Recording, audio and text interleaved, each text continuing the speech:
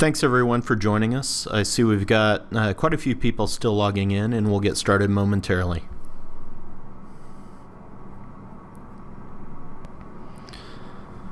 All right, we'll go ahead and kick things off. Thank you for joining us for this episode of our ongoing webinar series on best practices in eDiscovery. We're really excited about today's session, as well as the guest speaker that's joining us, and I'll introduce him momentarily. Before I get to that, I've got just a few housekeeping rules, a brief overview of LexB, and some compelling trends in IP litigation. So a little bit about our webinars. Our webinars take place monthly and cover a variety of relevant eDiscovery topics and share best practices. If you have any technical issues or questions, please email us at webinars@lexb.com and we'll address them right away. You've been placed in listen-only mode to prevent background noise from interfering with the presenters today. Our webinars are available for viewing via streaming video, as well as downloadable as a PDF presentation or as an MP3 podcast. This webinar and a complete listing of other on-demand webinars is part of the LexB eDiscovery webinar series, and you'll find that at lexb.com. For notices of future live and on-demand webinars as part of this series, please email us at webinars@lexb.com or follow us on LinkedIn. So a little bit about LexB. We're based in Austin, Texas, and we're a provider of highly affordable, cloud-based eDiscovery software and services, and we really specialize in serving boutique firms. We have the industry's most affordable and full-featured DIY eDiscovery platform with month-to-month pricing plans that start at only $25 per gig, and we never charge any user fees or case fees. We have the industry's fastest eDiscovery processing and document review software. And so what that means is we can get you from ingestion to document review faster than any other platform, and that's because of our advanced cloud architecture. And we have experienced eDiscovery specialists and expert consultants. Our professional services team has all ACED certified experts, and they're ready to help on a moment's notice. And you can see some of the quotes about our service and some of the media coverage that we've received. All right, before I jump into the trends that we are seeing in IP litigation, I'm going to ask a couple polling questions to set the stage for today's guest speaker. And the first polling question is, how many document-intensive patent litigation cases do you handle each year?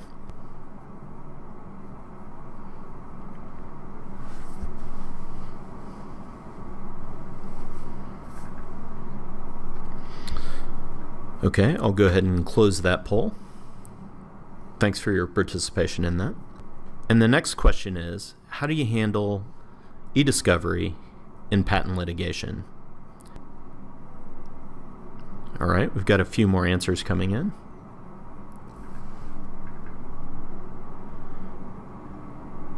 All right, thanks for participating in our polling questions. And now I'll move on to the trends that we're seeing in IP litigation. This trend has been going on for a while, but we've just seen massive growth of electronically stored information. There's been a proliferation of different digital channels, so you've got different communication channels and collaboration platforms in the enterprise, which has dramatically impacted IP litigation.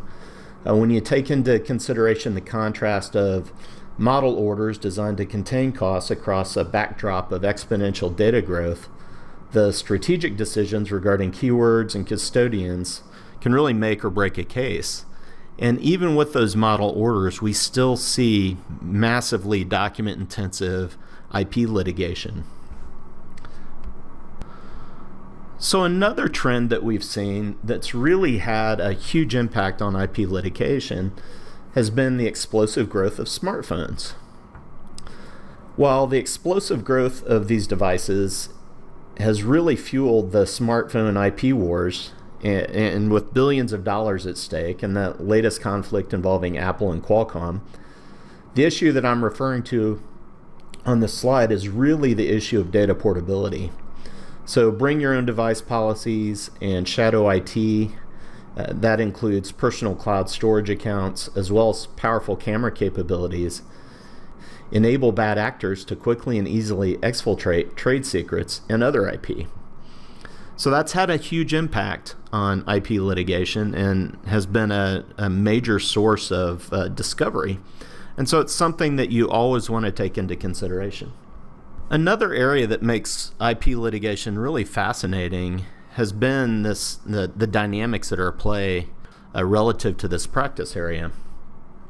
So take into consideration TC Heartland versus Kraft Foods and the U.S. Supreme Court ruling that patent suits can be filed only in courts located in the jurisdiction where the targeted company is incorporated or where they do business.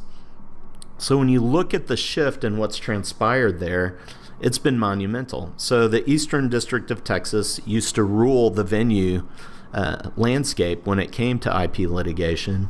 And now there's been a monumental shift to Delaware, as you can see on this chart. So the strategy of shopping venues to derive a favorable outcome has dramatically been impacted by this ruling.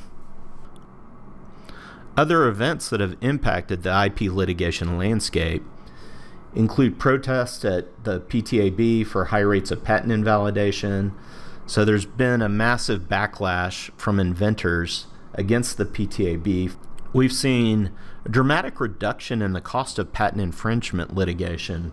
So the American Intellectual Property Law Association's 2017 report showed that the median overall cost for a patent infringement case with $1 million to $10 million at stake declined 47% from 2015 to 2017. We also saw that pharmaceutical patent litigation involving Hatch-Waxman saw median litigation costs in cases involving risk over $25 million fall 78% in 2017 from 2015. So there's been a dramatic reduction in the cost of patent litigation. And that has an impact on discovery, and I'll talk about that a little bit later. We have seen an increase in trade secret litigation. In fact, the number of federal trade secret cases increased by 14% or more each year from 2001 to 2012, according to a 2016 analysis by Willamette Management Associates. And lastly, we've seen an increase in foreign entities fighting back in U.S. patent infringement suits. The number of new investigations in the U.S. involving companies in China arising from complaints of IP infringement or unfair competition in the import trade more than doubled from 2014 to 2017. And now I'm excited to introduce our guest speaker for today. Our guest speaker is Ethan Horwitz.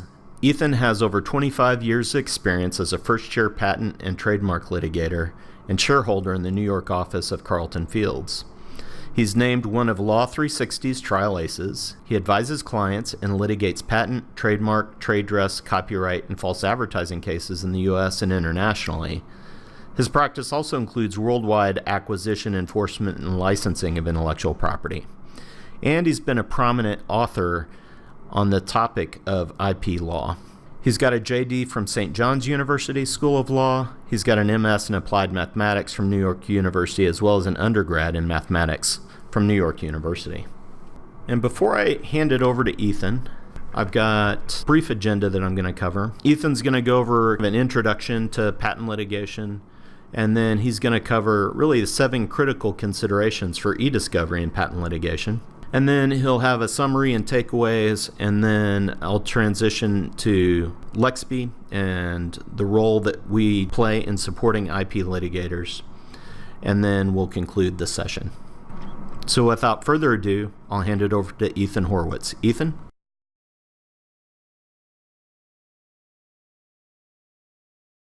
Good afternoon, or I understand that this will be heard by people at different times. So if for you it's morning, good morning. My name is Ethan Horowitz. I'm a partner at Carlton Fields, and I'm also the author of, among other things, a 3-volume treatise by LexisNexis, Horowitz on Patent Litigation. The digital age has dramatically changed document production. In some ways, it's made it a lot easier, and in some ways, it's become far more burdensome. But there's no question it has fundamentally changed document discovery. It's become easier because we can cut down on massive files with search terms. We can find documents much more quickly and easily. If you say, boy, I remember there was an email that said this, your ability to search for it in a massive amount of documents is much easier electronically. And how has it become more burdensome? Well, electronic systems are like elephants. They never forget. They never lose things. Well, almost never. There are so many places in an electronic system where you need to look, where it could be stored, such as servers, hard drives of individual computers, the cloud, that it makes it much more burdensome to make sure you've covered all the bases. There used to be letters, and a single letter would go out one day. It would take 3 days to get where it's going, and then you'd have a single letter going back, and it would take 3 days to get where it's going. In that same period of time today, you have so many more emails and text messages that the quantity of what you're dealing with is much higher. The other problem doesn't relate to ESI, but it relates to the importance of ESI is that I have found people are a lot less likely to be careful about what they write in a text message or an email, whereas in a letter, it would be gone over a number of times before you actually sent out the letter. So one of the things let's look at is the cost of litigation and the cost of discovery in patent litigation. The AIPLA survey, which is probably the most definitive survey in terms of costs, talks about infringement actions involving a risk of $25 million or more. The average litigation cost for those kinds of litigation is more than $5 million. And somewhere between 47 to 67% of that cost relates to discovery. Already, without knowing what the specifics of the discovery are, that tells me that the cost is out of proportion to the benefit. When you look at the European patent litigation, they seem to get it right as we do, but with little or no discovery in most countries. It tells me we need to come up with a better way of getting at the key information without the unduly burdensome cost that we've been experiencing up till now. The courts and the federal rules, and even the local rules in some patent rules, have recognized this and have been changing to make it less burdensome. But still, there's too much money spent on discovery generally and ESI specifically. But one of the new things that the rules have called in is the issue of proportionality. And we need to do that to really reduce the risk. And here's the December 15 amendment to the Federal Rules of Civil Procedure, Rule 26, that specifically puts in the rules that discovery needs to be proportional to the needs of the case. So what factors are considered in proportionality? Well, you need to know what discovery is needed, what the cost is compared to the value of the case. How important are the issues relating to the specific discovery in question? What access do the parties have to that information? What is the expense versus the importance in resolving the issues? And what is the expense versus the likely benefit? So let me go over the last two because I think those are different comparisons. One is the expense compared to the importance of the issues. If the issue is a very minor issue and the expense is tremendous, then obviously that balance has to be looked at. And then there's the expense versus the likely benefit. And the answer there is we could probably take hundreds of depositions into what the product is, everybody involved in its development, everybody who's used the product, and so on. And obviously, the benefit of doing that is very limited, especially if you can look at the product and see what it's all about. You don't need any of those depositions. So that's a comparison of the expense versus the likely benefit. So let's look first, what discovery is required in the case? And by required, I'm not talking about what a party may want, but what is really required in most patent cases. And I want to emphasize this as being most patent cases. Obviously, each individual patent case would have unique issues that are not part of the issues I'm going to list now. That may be part of that case where separate analysis is required. But what I'm talking about is what are generally required in the case. So let's look first. What does a plaintiff need to find out? Well, it needs technical information. It needs to know what defendant's product is so it can make an infringement analysis. But very often, defendant's product is right there with reverse engineering, or many times without reverse engineering. You know exactly what defendant is doing. Now, very often in a patent case, you're fighting about what defendant is doing from a nomenclature point of view. That is, can I describe what defendant is doing using the claims of the patent? But very few cases, in my experience, involve the issue of what defendant is doing. Most of the time, and again, I've had cases where that's not true, but most of the time, there is no debate about what defendant is doing. The debate is, how do I describe what defendant is doing vis-a-vis the claims? So from a discovery point of view, how much technical information do you really need? The next is damages information. Sales, profits, licensing information, all of the information that goes into how do we analyze the damages. Again, here you have an ability to really focus the information. You need a profit and loss statement. You need expense details. You need copies of licenses. You need this kind of information in a very focused way. That's not to say that there isn't other information you can get. You can get all of the negotiations leading up to the license.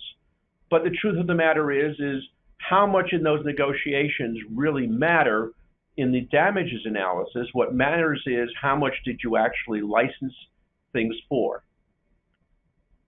The other area is intentional infringement. Was there a knowledge of the patent? Were there opinions of counsel? Those are the kinds of things that if there is some indication of intentional infringement, then you need to go into it. There are others that you can discuss. There are, for example, in the damages area, there may be an argument of convoy sales, but in most cases, that's not going to happen. But in each case, again, here are the basic information you need, and in each case, you've got to look to see, is there any other issue that needs to be gone into? Defendant's requirements. You need really the prior art that plaintiff itself did. Its use, its publications, its sales, all of those things are uniquely within plaintiff's possession or the patent owner's possession. The other is really the damages analysis, actual lost sales, licensing information, and so on. And there again, this is a mirror image of what a plaintiff would want, and the documents are pretty much the same. There are the profit and loss statements, the license agreements, and things like that. And then possibly secondary considerations of non-obviousness. If there is a Section 103 attack, and if plaintiff wants to assert secondary considerations of non-obviousness, then these are issues that defendant needs to get discovery about. There are possibly, again, I don't mean to, I want to point out that this is not an absolute list of every possible issue. For example, in some cases, there may be an issue of inequitable conduct. But inequitable conduct is a very limited defense now. And I think that it doesn't appear in a lot of cases the way it used to appear in every single case that was involved in a patent. So we get to proportionality. What is required versus what is desired. And also, most of what is required can be focused without ESI. The technical information, the financial information, the prior use or sale, most of those things, the prior use or sale is, put that aside for a minute, but most of the technical and financial information, you can get specific documents which give you the information you need. The prior use or sale, there you may need some limited ESI to look into what happens. But one of the things to look at is whether this is a fishing expedition or there's some basis for believing that there's some activity. So for example, if you have the notebooks of the inventors or the correspondence of the inventors, and it can be shown that they developed it less than a year prior to the filing of the application, then what is the real point of looking into prior use or sale? Inequitable conduct. If there's no belief of any hint of inequitable conduct, and all you're doing is a fishing expedition into possible inequitable conduct, then again, that goes into the balancing of what is the cost of getting all this ESI versus what is the potential benefit of getting it. So the federal courts have taken action. The Federal Circuit's Advisory Council on eDiscovery Committee issued a model order limiting eDiscovery in patent cases.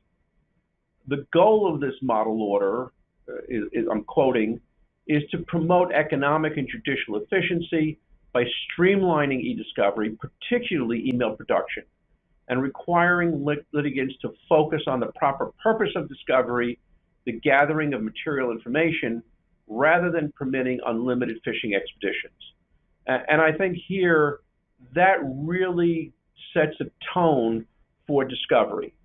Now, the Federal Circuit's Advisory Committee was composed of prominent federal judges and practitioners. This model order issued in 2001 and was really designed to streamline discovery and cases. But it's meant to be used as a starting point to supplement the other rules involved. Now, what's really interesting is that this model order is available on the Federal Circuit's website, but the court has said, quote, the Court of Appeals for the Federal Circuit has not approved the specific language of the posted model order. So what the Federal Circuit has said, here's some advice, but we are not going to specifically approve the advice. But it also points out that the Federal Circuit Advisory Council had drafted and adopted this model order, and it's offered to aid trial courts in the exercise of their discretion in crafting orders tailored to the facts and circumstances of the case. So what they're saying here is, we're not going to officially say this is our position, but we are going to say this is something very interesting to look at when courts decide the issues in patent cases. So the Advisory Council's order, number one, there's cost-shifting provisions. If you as a defendant want exhaustive production of materials relating to sales prior to the date, then maybe if it's that important to you, you should pay for it. And the cost shifting is where it's a disproportionate ESI production request or it exceeds the limits imposed by the order. The ESI is limited to specific issues. And one thing that's interesting is that it's only allowed after initial disclosures, and it does not include email production. There's supposed to be an ESI with respect to documents before you get into the email production. The email production requests only after initial disclosures and basic documentation about the patents, the prior art, the accused devices, and the relevant finances. And most importantly, the ESI is limited to 5 custodians and 5 search terms. Now, very often when you talk about, the search terms and you talk about the custodians, the parties can negotiate what they are without leave of court. But once approved by the court, may only be modified by a showing of good cause. So one of the things that that's telling you is, what's really interesting is, when you look at a contract case, our company has a contract with another company, something has gone wrong with that contract, and I now want to sue under the contract. Well, I know who negotiated the contract. I can see who carried out, when it's a technology licensing, I can see who I educated with respect to the technology involved. I know who the people are. But very often in a patent case, you don't know who the people are. I've never dealt with this company before. They're a competitor of mine, but it's not a situation where we're head-to-head competition. I don't know who the people are. I'm limited to 5 custodians and 5 search terms. Figuring out who those 5 custodians are and figuring out what those 5 search terms are, you want to do after you have some good knowledge about what the case is all about, some good knowledge about what defendant, the other side, is all about, good knowledge about who's been involved, and you really need some initial documentation. For example, if you're plaintiff, you're the patent owner, and defendant had a sort of a key word to describe the project that was involved, it appears nowhere in their brochure for the product. It appears nowhere on their website. It appears nowhere externally. It's just this was the code word internally to use for this project. You're not going to know about that until you take some limited discovery, but you're certainly going to want to have that code word as one of your 5 search terms. I'm sorry, I hadn't turned the page yet, but this slide relates to exactly that. So again, you need a lot of insight before you figure out what the search terms are. Now, in the district court, a lot of district courts have eDiscovery rules generally, and you look at a long list of them there. And a lot of courts even have eDiscovery rules specifically directed to patent cases. And when you look at the eDiscovery rules in patent cases, the advisory committee's council's model order has had a substantial impact on district courts across the nation, including as expressed in the eDiscovery in patents. The model order provided a roadmap for the district courts to adopt their own model rules. For example, the Eastern District of Texas adopted a model order having a default maximum of 8 custodians per producing party. The District of Delaware has a model order providing for a default of 10 email custodians. And the Northern District of California had a model order suggesting a default of 5 custodians per producing parties. So between those 3 districts, you have a vast amount of patent litigation. And so a vast amount of patent litigation is covered by some variation of the advisory council's model order. But it's also important to note that many individual judges and magistrate judges have created their own forms or their own protocols, either formal or informal, for eDiscovery.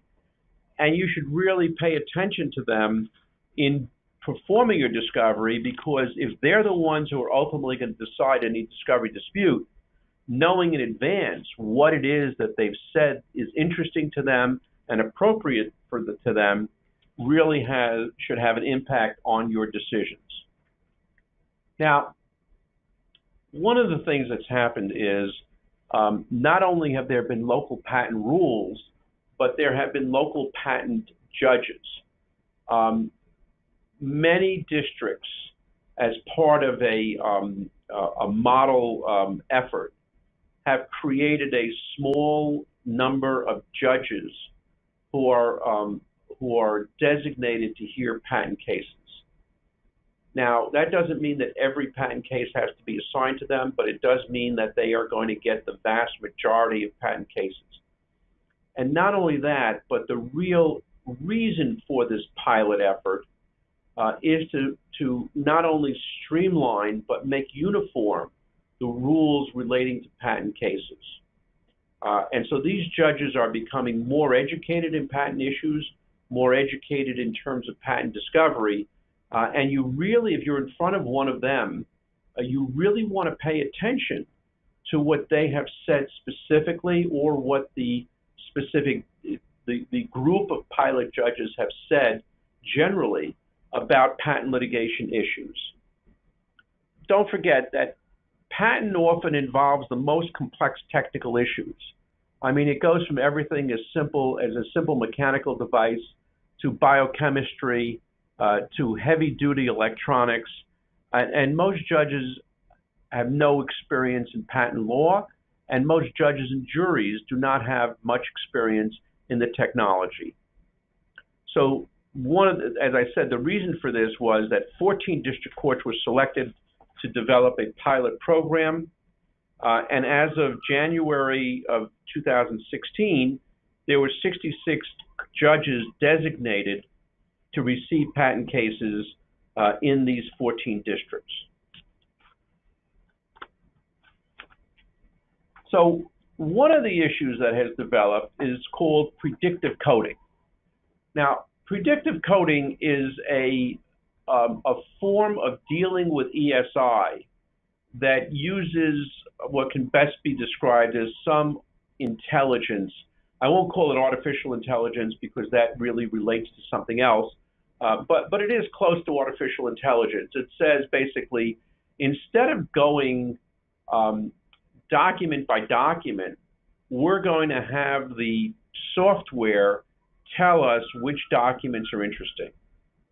And so how does this, don't forget, a traditional ESI document review is you use search terms, you apply that search terms to a database of the emails of certain specific recipients or senders, and then you manually review all of these emails for relevance and for privilege.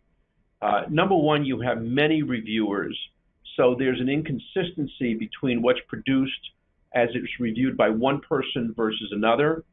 And not only that, but it's very laborious, very costly, and very subject to human errors. And in many cases, when you have this done by a professional review service, you have multiple reviews, and the cost goes up accordingly. So how does predictive coding work? Number one, you take a sampling of the documents, and a reviewer tags them by category. Is it privileged? Is it prior art? Is it financial? Is it willfulness? And you can set up all sorts of categories with tags. The reviewer tags these documents, and the predictive software then looks at the documents and looks at the tags of the sample set, and then takes a larger set, all of the documents, and puts them into the categories of the tags using software algorithms. This can be done in one pass or in many, but what can be done is so you have the first set of documents, they've been tagged, the computer system for predictive coding has been educated. It then takes another set, it reviews them, and then you manually review them to see how good they did and make corrections, and the computer program learns from those corrections, and the accuracy increases with each pass. So one of the things that happens is and realize that the software uses algorithms and statistics of document patterns to learn. What it really does is it doesn't separate out relevant from highly relevant to critical documents. You can use it for that if you want as well. But one of the things it really does is separate out, it does well rather, is separate out mounds of junk emails with relevant or potentially relevant emails. So it eliminates a lot of searches, a lot of documents that do not have to be looked at manually. So, meaning no review is required for the vast amount of documents that the ESI deals with. But one of the things to realize is that this software is in its infancy. The software is not fully developed. Although from using this kind of software in other areas, the software is probably more sophisticated than you would expect. But the other thing is the use. The learning that's required to use this tool properly is significant. For example, knowing what software is good, knowing what software has certain peculiarities that you have to deal with in a certain way.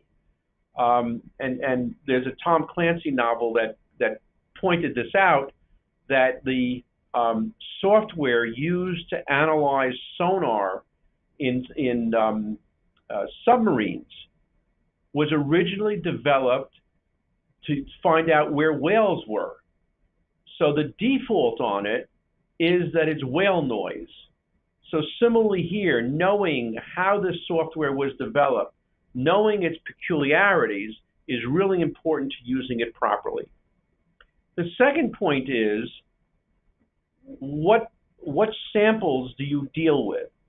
Number one, obviously, is the sample size. If you pick out 10 documents and you do the coding on it manually, and you give that to the program to learn, there's no question that it's not going to learn nearly as much as if you did 100 documents or 1,000 documents.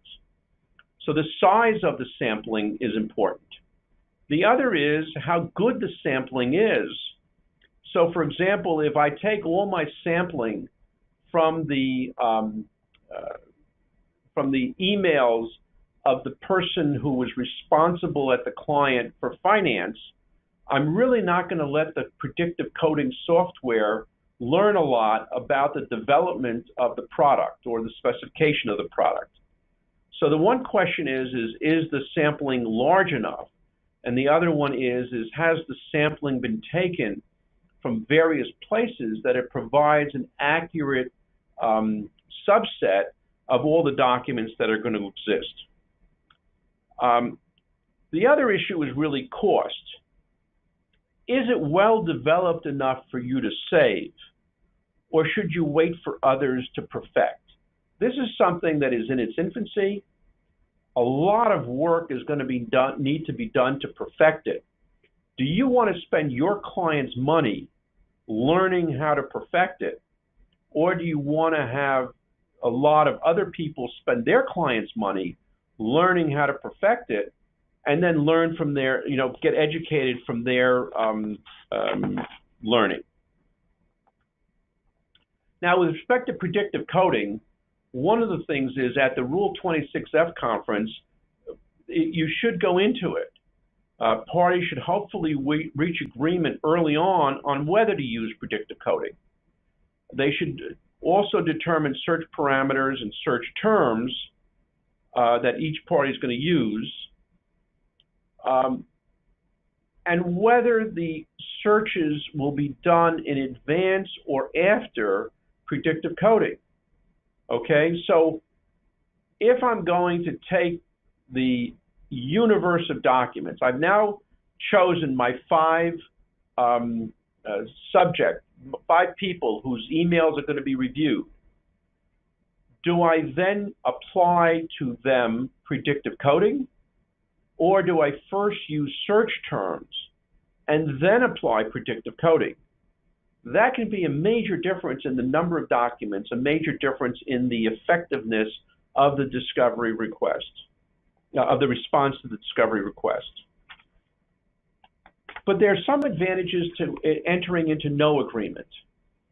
I've been in situations where, with respect to ESI generally and predictive coding, where I've asked the other side, let's get together and talk about what has to be done, and they refuse.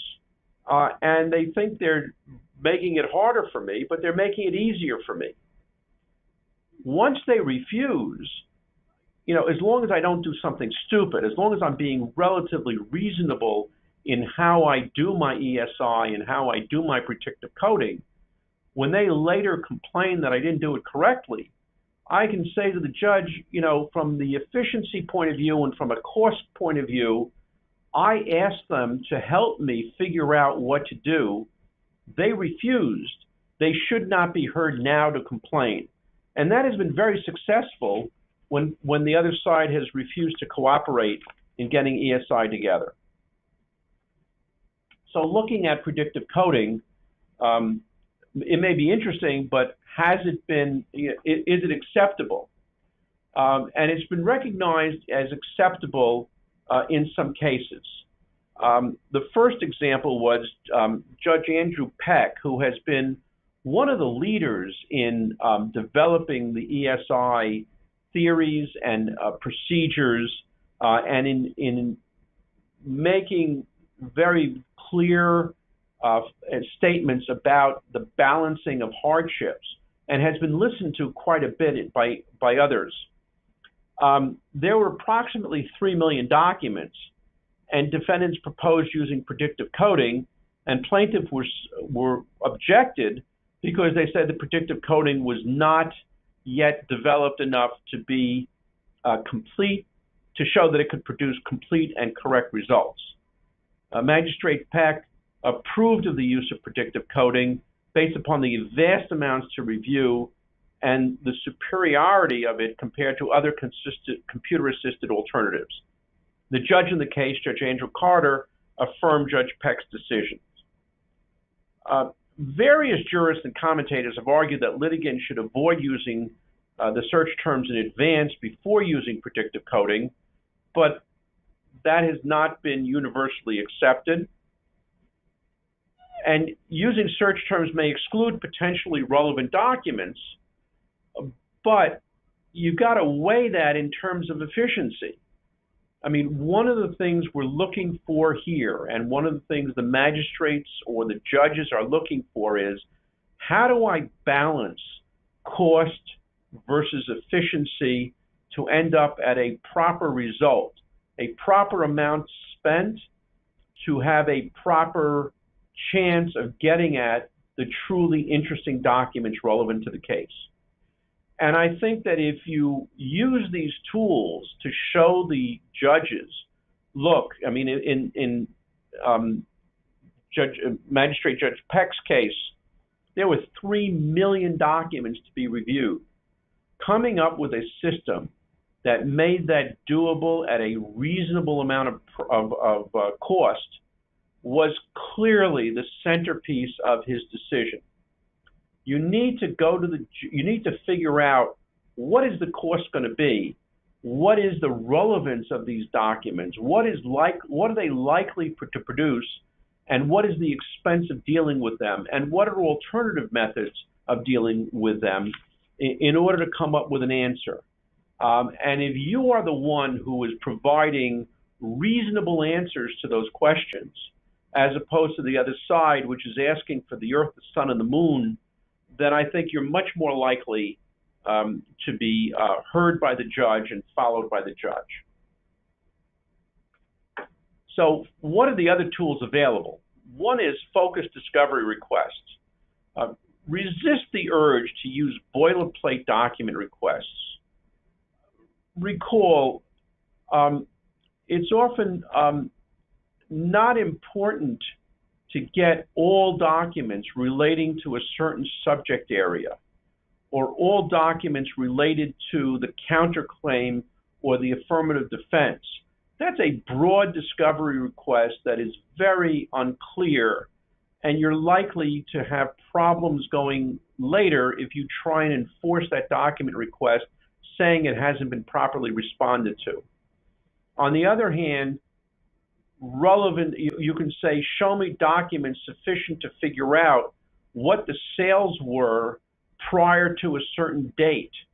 Give me documents sufficient to figure out what the publications were prior to a certain date, to figure out what the possible 102, 103 actions a plaintiff has done to invalidate the patent. Those are much more focused and much more likely to be upheld. The other thing is identify the custodians and the search terms early on. You want the names and the nicknames of the custodians likely to possess relevant information. What are the server names and what are the other data storage repositories? What are the code words used to identify competitors, products, and the relevant projects to develop products? What are the proprietary software applications and the associated data formats? And what is the source code development and storage where source code is where coding is involved in it? Then you want to conduct a number of preliminary searches to see what you get. Again, forget about looking at the specific documents involved. But if I do a search of a term that is highly relevant and I end up with 2 documents, that's a good indication to me that I'm doing something wrong. If it's highly relevant term, it should end up with more documents than that. Maybe I'm not describing things properly. Prior art, if you use prior art in a search, well, that's highly relevant. But very infrequently will someone in selling a product say, I'm selling this product now a year before the filing of the patent, so it is prior art. You want to look at sales, you want to use different discovery terms, search terms when conducting it.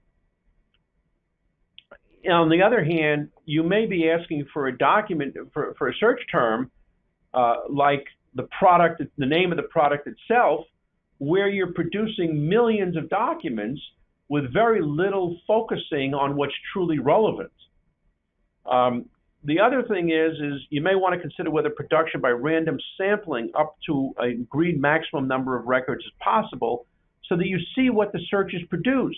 If you've got a search that's producing highly, highly relevant documents in the sampling, you know you're on the right track. On the other hand, if the product is called A and there's somebody at the company whose name is also A, Apple, and somebody's lunch request is always a turkey sandwich with an apple, then you've got some things that you want to have the same search term of apple, but you want to have something that says, if it also says sandwich in the same email, leave that email out. And in the case opposing counsel resists narrowing the discovery, you may want to say, fine, if you want to, we'll do it, but you pay for it. The last is you really want to use the court as a resource. There's a mixed understanding of ESI and predictive coding. And you want to explain it to the court, and you want to go into what is it all about? Why is it beneficial? You want to go into how it will reduce the expense. If you're going to the court, what is the court going to look at? It's going to look at a comparison of expense, relevance, and what's at stake.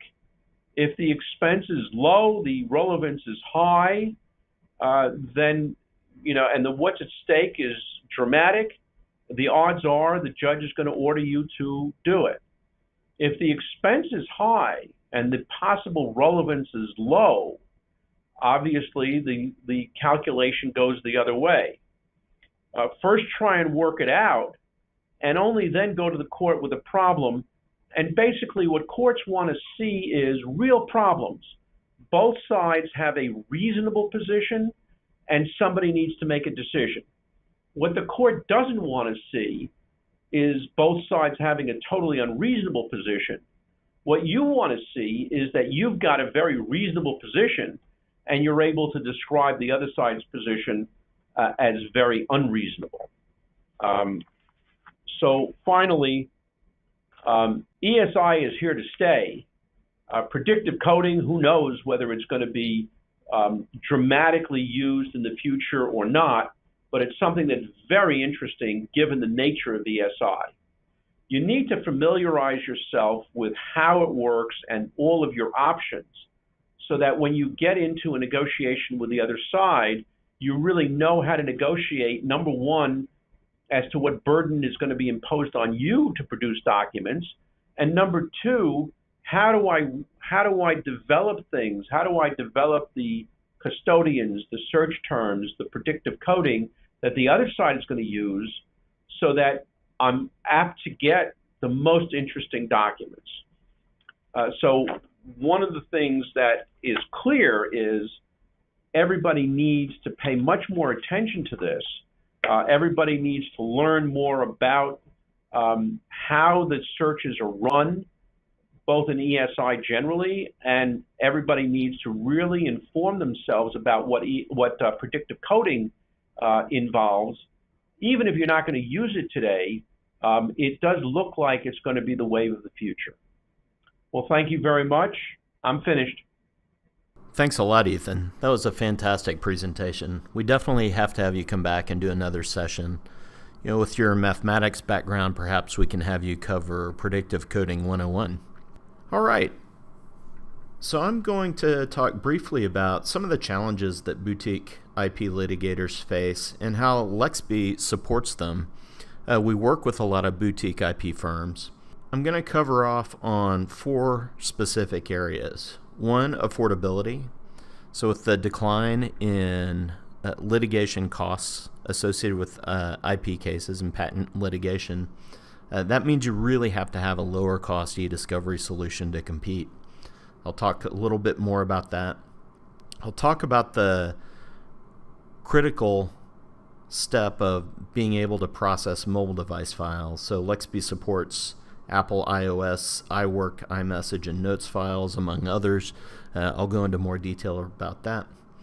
And then really being able to utilize advanced capabilities. So I'll talk about the Lexby Uber Index, our predictive coding capability that Ethan touched on during his presentation, the use of near dupe when predictive coding may not be allowed, and how that technology can dramatically help. And then integrated machine translation as well. So for those of you involved in cross-border discovery and who are working with firms that are out of the country, this often comes into play. And we've done a lot of cases with our integrated machine translation that dramatically streamlines the process and reduces the cost. And then I'll talk a little bit more about our professional services and how we typically engage with clients. So I'm going to talk about eDiscovery affordability. Lexby's focused on slashing the cost of eDiscovery and really helping boutique firms deliver on the mantra of lean and mean. So Lexby's platform is the most affordable in the industry, starting at only $25 per gig per month, and that's a month-to-month contract. We have subscription agreements where additional discounts apply. Our cloud-based DIY platform enables you and your staff to handle eDiscovery in-house versus outsourcing it to more expensive third parties, and it drives efficiencies and allows you to utilize your own internal resources. Additionally, Lexby eliminates the TIFF tax when you're processing native files because we process to a normalized PDF that is 1/5 the size of TIFF. So if you're paying for hosting and you're utilizing TIFFs, you're already paying 5 times more than what you would with the Lexby platform. Lexby's machine translation supports over 100 languages and is a fraction of the cost of outsourcing to third-party translation services.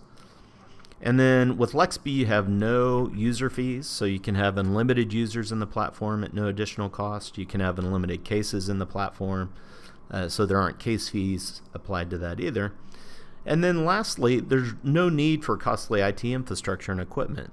As long as you've got an internet-connected device and you can access the LexB platform. So LexB works on Macintosh, it works on Windows, it works on your iPhone. I wouldn't recommend reviewing a ton of documents on an iPhone, but you have the ability to access the platform from anywhere at any time. And you don't have to pay for servers, you don't have to pay costly license fees for software. All you pay is for the amount of data that you have in the platform.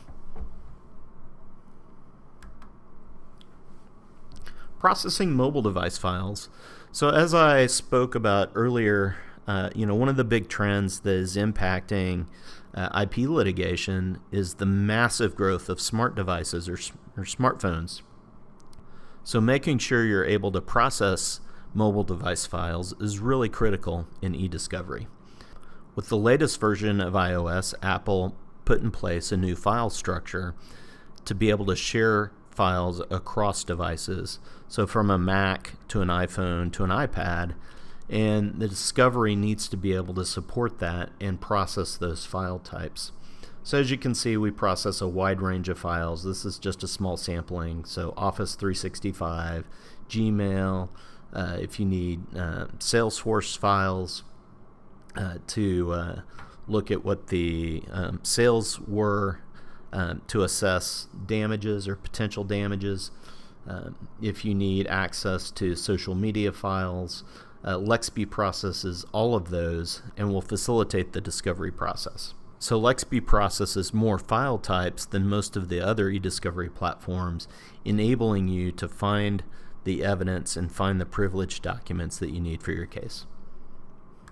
Next, LexB equips you with advanced eDiscovery capabilities, but with a very simple user interface.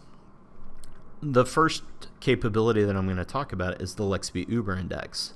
So LexB processes files in a way that gives you the largest searchable data set available. So LexB extracts all the characters from the native documents, and then we also OCR all of those documents. So now you have the metadata, you have the OCR characters, and you have the native characters all concatenated into a single searchable database. And then if you engage this for translation as well, those translated characters are also included. So now you've got the largest searchable data set that will enable you to find the evidence that you need, that will enable you to find the privileged documents and support your case. Predictive coding. LexB also offers predictive coding, and as Ethan talked about, it can be a real asset in terms of speed of review and tagging of documents. In addition, LexB has near-dupe technology. So in situations where predictive coding is not allowed, in many cases, near-dupe can perform as well, if not better than predictive coding in terms of enabling you to identify documents that are relevant to your case. And then, as I mentioned before, LexB also offers integrated machine translation, and we support over 100 different languages. The next challenge for IP litigators is having the required support staff to handle a document-intensive case. Well, LexB solves this issue in several ways. So first, we empower firms without large litigation support departments to instantly increase their discovery and review capacity. Because our platform's DIY, because it's highly efficient, because it's the fastest platform and gets you to document review faster, you're able to efficiently utilize those internal resources that you do have. We also have a 24-hour ticket system that allows you to submit an IT issue to our support department 24/7 by 365. And when needed, our ACED certified professional services team is standing by to help. We help with a wide range of different activities, from remote collection, working with non-standard load files, to assisting with Rule 26F conferences. So before I wrap things up, I've got one more polling question, and that polling question is, would you like a demo of the LexB eDiscovery platform?